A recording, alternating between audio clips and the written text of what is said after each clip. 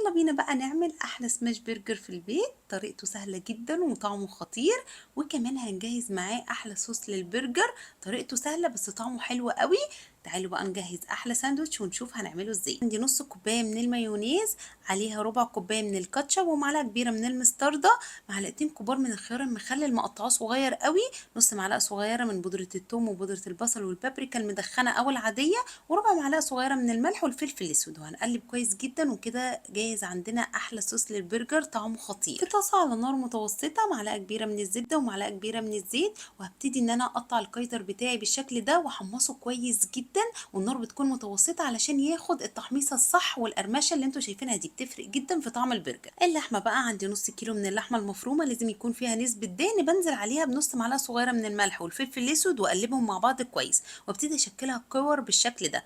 في نفس الطاسه بعد ما بمسحها بالمناديل كده مكان العيش، بحط معلقه صغيره من الزيت، ولازم النار تكون عاليه قوي والطاسه تكون سخنت كويس جدا قبل ما احط كرات اللحمه. بعد كده بحطها واكبسها كويس قوي بالشكل ده. انا كان عندي مكبس البرجر فاستخدمته، انتوا لو ما عندكمش استخدموا اي حاجه تقيله هتنفع معاكم. بعد ما تضغطوه كويس طول ما هو على النار، برضو ببتدي ان انا اضغط عليه بالشكل ده، والنار تكون عاليه يا جماعه عشان اللحمه تحتفظ بالسوائل بتاعتها وما تنشفش معاكم. رشه من الملح والفلفل الاسود، هياخد لون من ناحيه وابتدي ان انا اقلبه الناحيه التانية. وبعد ما بقلبه برضو بديله رشه تانية من الملح والفلفل الاسود، واسيبه ياخد لون من تحت كويس قوي. اول ما اتاكد ان هو خد لون من الناحيه التانية، بنزل بقى بشرايح الجبنه. استخدموا اي نوع جبنه بتحبوه، انا استخدمت الجبنه المخصصه للبرجر. اول ما الجبنه تسيح خلاص كده بشيل البرجر وابتدي بقى اكون الساندوتش بتاعي.